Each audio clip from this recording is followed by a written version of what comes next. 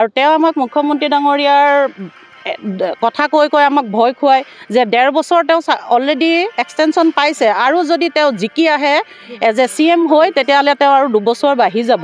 এই কথাষাৰে আজি আমাক কি ক'ম, এইবোৰ ৰেকৰ্ডিং তাত হৈছে, এই কথাষাৰ যে কৈছে এইটোৱে কি আমাক ভাবুকি দিছে নেকি যে আপোনালোকে মোৰ দমতেই চলিব লাগিব। এই যে ছোৱালীকেইগৰাকী যে এতিয়া খেলিব যাব, তেখেতৰ প্ৰেক্টিছ কৰাতে পানীটো ওলাই দিলে, তেতিয়া তেখেতসকলৰ পৰা এনেকুৱা এটা উত্তৰ আহিল যে আপোনালোকে এতিয়া আপোনালোকৰ দায়িত্ব, এতিয়া আপোনালোকে আমিনগড়ত প্ৰেক্টিছ কৰাই নে নলবাৰীত প্ৰেক্টিছ কৰে, এতিয়া আপোনালোকৰ দায়িত্ব। আমাৰ এতিয়া পুল, তেওঁলোকৰ কথা হৈছে আমাৰ এতিয়া পুল, আমি এতিয়া যি ইচ্ছা তাকে কৰিব পাৰিম। বিশেষকৈ মোক যেতিয়া কাগজখন দলিয়াই দিছিলে, ময়ো হয় খঙত তেওঁক দলিয়াই দিছিলোঁ, কাৰণ ময়ো এগৰাকী শিক্ষক। মই কেতিয়াও মোৰ ষ্টুডেণ্টকো মই কাগজ দলিয়াই নিদিওঁ। তেওঁ কিন্তু মোলৈ কাগজখন দলিয়াই দিছিলে, এইখন লগ পঢ়ক বুলি কৈ। তেতিয়া ময়ো তেওঁৰ ফালে দলিয়াই দিছোঁ। তেওঁ দুবাৰকৈ দিছে, ময়ো দুবাৰকৈ দিছোঁ, কাৰণ ময়ো তেওঁক এইটোৱে বুজাব বিচাৰিছিলোঁ যে আমিও মানুহেই, আমি কোনো তেওঁৰ আণ্ডাৰত চাকৰিটো নকৰোঁ। তেওঁ তেনেকৈ কাগজ দলিয়াই দিয়াৰ বাবে বেয়া লাগিছিল। প্ৰধানমন্ত্ৰী সন্মানীয় মোদী ডাঙৰীয়াৰ এটা সপোন যে আমাৰ ছোৱালীখিনিৰ এম্পাৱাৰমেণ্ট হ'ব লাগে। এই ক্ষেত্ৰত তেওঁৰ এই সপোনত আমাৰ ভাগ লৈ আমাৰ 8গৰাকী ছোৱালী ইয়াৰ পৰা চিলেকশ্যন হৈছে। গতিকে সেই 8গৰাকী ছোৱালীয়ে যাতে অসমৰ নাম উজ্জ্বল কৰিব পাৰে, তাৰ কাৰণে সকলোৱে পদক্ষেপ ল'ব লাগে। কিন্তু হঠাৎ এই হঠকাৰী সিদ্ধান্ত তেওঁলোকে মানে যাৰ হাতত দায়িত্ব আছে, তেওঁলোকে এনেকুৱা হঠকাৰী সিদ্ধান্ত লোৱাৰ কাৰণে আমি আচৰিত হৈছোঁ। পলিটিকেল বেকগ্ৰাউণ্ডত পেৰেণ্টছক যদি কয় যে আপুনি কি ডাঙৰ মানুহ নেকি, এইটো কথাটো নহয় জানো। এজন ভিখাৰী মানুহৰ ল'ৰা ছোৱালীয়েও হয়তো চুইমিং কৰাব পাৰিব, কাৰণ যদি তাৰ সেই কোৱালিটিটো থাকে চুইমিং কৰাবই নিশ্চয়, মই ভাবোঁ। কিন্তু তাত চাকৰিৰ কথাটো লৈ ডাঙৰ মানুহ সৰু মানুহ কিয় আহি পৰিল সেইটো মই নাজানো। এখন মিটিং হৈছিল আমাৰ পেৰেণ্টছখিনিৰ লগত, তাতে আমি কিছু বিভাগীয় বিষয়ববীয়া সকলৰ পৰা আমি ভাল সুদুত্তৰ এটা আমি নাপালোঁ। গতিকে এই বিষয়ে আমাৰ ক্ষোভ আছে। গতিকে বিভাগীয় কৰ্তৃপক্ষক আপোনালোকৰ সংবাদ মাধ্যমৰ যোগেদি আমি আহ্বান জনাওঁ যে ইয়াত হৈ থকা কিছুমান বিসংগতিবিলাক যাতে তেওঁলোকে সোনকালে দূৰ কৰে। অসমৰ পৰা 8গৰাকী ইয়াৰ আমাৰ সৰুসজাই ডক্টৰ জাকিৰ হুছেইন একুৱেটিক কমপ্লেক্সত প্ৰেক্টিছ কৰা 8গৰাকী ছুইমাৰ আমাৰ নেশ্যনেল যিটো খেল হ'ব আস্মিতা, আমাৰ বীৰ সাবৰকাৰ আহমেদাবাদৰ বীৰ সাবৰকাৰ ষ্টেডিয়ামত যিটো নেশ্যনেল হ'ব, তাৰ কাৰণে চিলেকশ্যন হৈছে। এতিয়া কথা হ'ল এই আপোনাৰ যোৱাকালিৰ পৰা আমি শুনিছোঁ এই পুলটো খালী হৈ গ'ল, পানীটো খালী কৰি দিলে। গতিকে এই 8গৰাকী সাঁতোৰবিদে এই যে খেলিব যাব, তাৰ কাৰণে যিটো প্ৰেক্টিছ কৰিব লাগিব, এই প্ৰেক্টিছ কৰা জেগা ইয়াত নাই। এতিয়া হঠাৎ আজি আমাৰ ইয়াতে দিছপুৰ স্পৰ্টছ কমপ্লেক্সত এখন মিটিং হৈছিল বিভাগীয় কৰ্তৃপক্ষৰ লগত কিছু বিশেষ কিছুমান কথাৰ কাৰণে। তাতে এই কথাটো উত্থাপন হৈছিল যে এই যে ছোৱালীকেইগৰাকী যে এতিয়া খেলিব যাব, তেখেতৰ প্ৰেক্টিছ কৰাতে পানীটো ওলাই দিলে, তেতিয়া তেখেতসকলৰ পৰা এনেকুৱা এটা উত্তৰ আহিল যে এতিয়া আপোনালোকৰ দায়িত্ব, এতিয়া আপোনালোকে আমিনগড়ত প্ৰেক্টিছ কৰাই নে নলবাৰীত প্ৰেক্টিছ কৰে, এতিয়া আপোনালোকৰ দায়িত্ব। আমাৰ এতিয়া পুল, তেওঁলোকৰ কথা হৈছে আমাৰ এতিয়া পুল, আমি এতিয়া যি ইচ্ছা তাকে কৰিব পাৰিম। আমাৰ কথা বাকী প্লেয়াৰগিলাৰ প্ৰেক্টিছৰ কথা আপোনালোকৰ প্ৰব্লেম, এইটো আমাৰ প্ৰব্লেম নহয়। ইয়াৰ লগতে আজি বিভিন্ন বিষয়ত তাতে এখন মিটিং হৈছিল আমাৰ পেৰেণ্টছখিনিৰ লগত। তাতে আমি কিছু বিভাগীয় বিষয়ববীয়া সকলৰ পৰা আমি ভাল সুদুত্তৰ এটা আমি নাপালোঁ। গতিকে এই বিষয়ে আমাৰ ক্ষোভ আছে।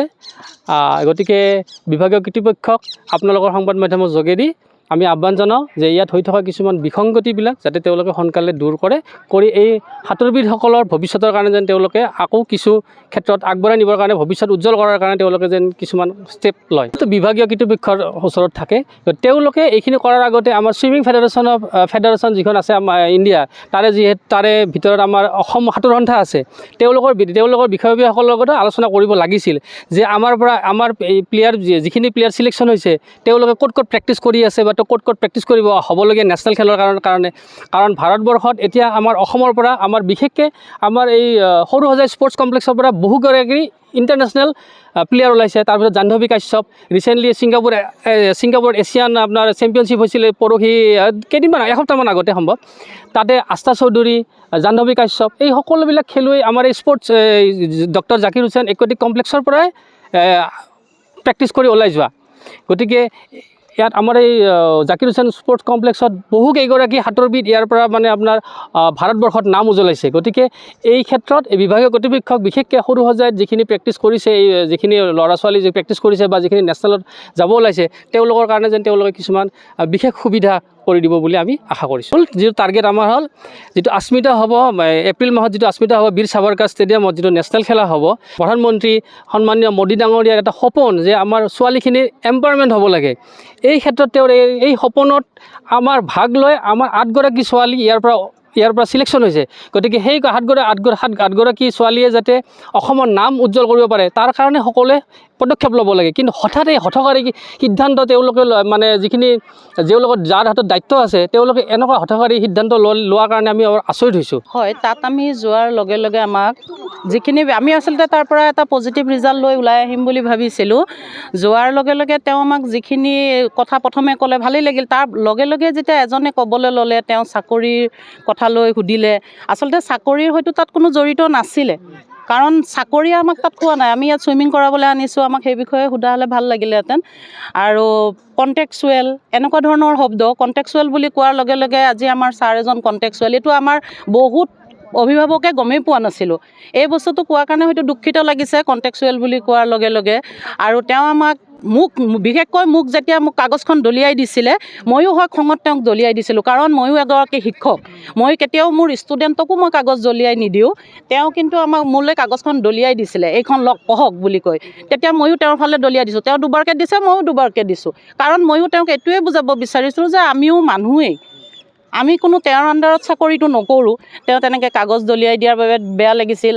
তাৰ পাছত তেওঁ আমাক বাৰেপতি আমাৰ জনপ্ৰিয় মুখ্যমন্ত্ৰী ডক্টৰ হিমন্ত বিশ্ব শৰ্মা, যাক আমাৰ সকলোৱেই ভাল পায় আৰু বিশেষকৈ নিউ জেনেৰেশ্যনটোৱে খুবেই ভাল পায়, কাৰণ ল'ৰা ছোৱালীৰ কাৰণে তেওঁ বহুখিনি কৰি আহিছে, আমি সকলোৱেই দেখা পাইছোঁ।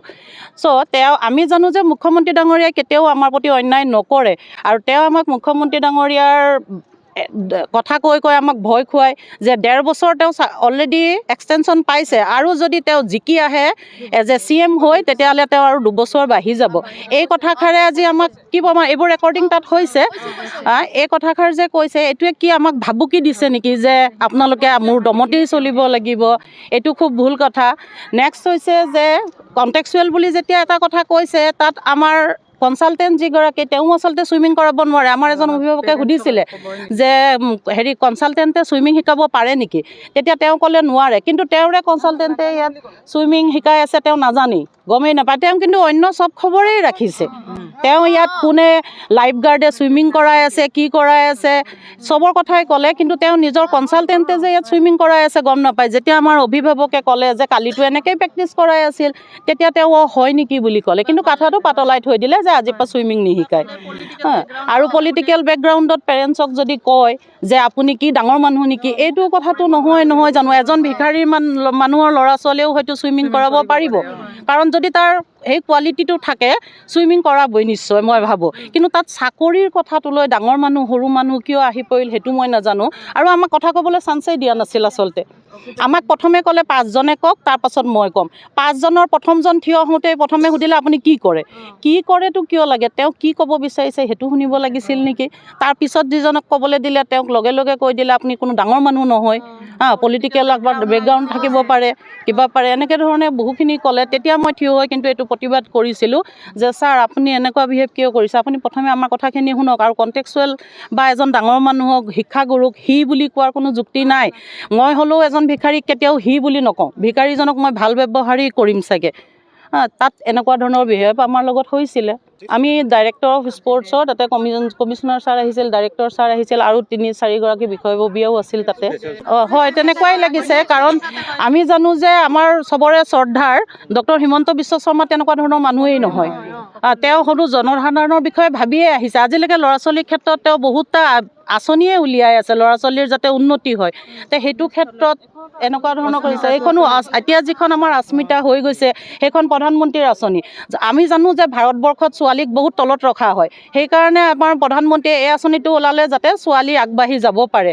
কিন্তু তাতো এতিয়া যে এই আমাৰ অসমৰ পৰা চিলেক্ট হৈছে 8জনী ছোৱালীৰ প্ৰতি অন্যায় হৈছে বুলি মই ভাবোঁ। আমাৰ সৰু সজাইৰ পৰাই হৈছে। আৰু তাৰ মাজতে আমাৰ আগতেও কৈ গ'ল, আমাৰ তেজপুৰৰ পৰাই আহিছে বাইদেউগৰাকী, ছোৱালীজনী চিলেক্ট হৈছে। তেওঁ ইয়াত ভাড়াঘৰ লৈ, সৰু সজাইত ভাল পুল নাই, চবে জানে, তাত হজৰাপাৰা পুলতেই কৰিব লগা হয়, কাৰণ সেইটো পুখুৰী এটা। বাইদেউ ইয়াত ভাড়াঘৰ লৈও আছে, কিন্তু এতিয়া যে পুল নাই তেওঁ কি কৰিব? ভাড়াঘৰ লৈ তেওঁ নলবাৰীত যাব নে শুৱালকুছিত যাব নে আমিন গাঁৱত প্ৰেক্টিচ কৰাবলৈ যাব সেইটো হৈছে অকল এই 8জনী বুলি কথা নহয় এই সৰু সজাই পলত এতিয়া যিমানখিনি ল'ৰা ছোৱালী আছে সিহঁতৰতো ছুইমিংটো ৰখি গৈছে নহয় জানো সেইকাৰণে গোটেই অসমবাসী বা মই আমাৰ জনপ্ৰিয় মুখ্যমন্ত্ৰী ডক্টৰ হিমন্ত বিশ্ব শৰ্মাক অনুৰোধ জনাওঁ যেন তেওঁ এই ক্ষেত্ৰত অলপমান পদক্ষেপ লয় আৰু আমাৰ ল'ৰা ছোৱালীৰ প্ৰতি চাই পেলাই তেওঁ কিবা এটা যেন ইয়াৰ ওপৰত নিজৰ মন্তব্যটো দিয়ে আৰু